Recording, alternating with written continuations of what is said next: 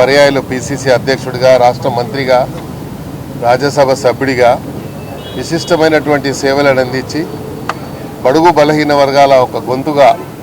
ఎప్పుడూ బలహీన వర్గాల గురించి నిరంతరం కేంద్రంలో ఉన్నటువంటి కేంద్ర ప్రభుత్వాన్ని కానీ, కేంద్రంలో నాయకత్వాన్ని కానీ, రాష్ట్రంలో ఉన్నటువంటి నాయకత్వాన్ని కానీ నిర్మోహమాటంగా మరి ఆయన ఉన్నటువంటి భావాన్ని వ్యక్తం చేసేటువంటి వ్యక్తిగా, ఏదున్నా ముక్కుసూటిగా మాట్లాడేటువంటి వ్యక్తిగా ఈ రాష్ట్రానికి విశిష్టమైనటువంటి సేవలు అందించినటువంటి మా ధర్మపురి శ్రీనివాస్ అన్న గారు ఈరోజు మా మధ్య లేకపోవడం మాకందరికీ బాధాకరం. మరి ప్రధానంగా మేము వారికి ఆత్మశాంతి చేకూరాలని, మరి వాళ్ళ కుటుంబానికి మనోధైర్యాన్ని ఇవ్వాలని భగవంతుని వేడుకుంటూ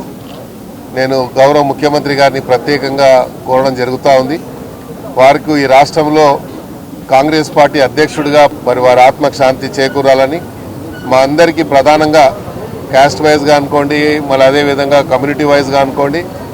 మా అందరికీ తీరని లోటు, మా అందరికీ ఒక పెద్ద దిక్కుగా మరి బడుగు బలహీన వర్గాలకు ఒక భీష్మ పితామహ ఉన్నటువంటి వ్యక్తి ఈరోజు మా మధ్య లేకపోవడం చాలా బాధాకరం. మరి వారి ఆత్మకు శాంతికి చేకూరాలని భగవంతుని మనస్ఫూర్తిగా థ్యాంక్ యూ. రాష్ట్రంలో 2 పర్యాయాలు పిసిసి అధ్యక్షుడిగా, రాష్ట్ర మంత్రిగా, రాజ్యసభ సభ్యుడిగా విశిష్టమైనటువంటి సేవలను అందించి బడుగు బలహీన వర్గాల ఒక గొంతుగా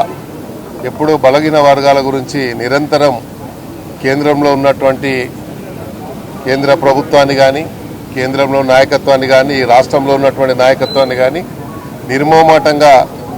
మరి ఆయన ఉన్నటువంటి భావాన్ని వ్యక్తం చేసేటువంటి వ్యక్తిగా, ఏదున్నా ముక్కుసూటిగా మాట్లాడేటువంటి వ్యక్తిగా ఈ రాష్ట్రానికి విశిష్టమైనటువంటి సేవలు అందించినటువంటి మా ధర్మపురి శ్రీనివాస్ అన్న గారు ఈరోజు మా మధ్య లేకపోవడం మాకందరికీ బాధాకరం. మరి ప్రధానంగా మేము వారికి ఆత్మశాంతి చేకూరాలని, మరి వాళ్ళ కుటుంబానికి మనోధైర్యాన్ని ఇవ్వాలని భగవంతుని వేడుకుంటూ నేను గౌరవ ముఖ్యమంత్రి గారిని ప్రత్యేకంగా కోరడం జరుగుతూ ఉంది.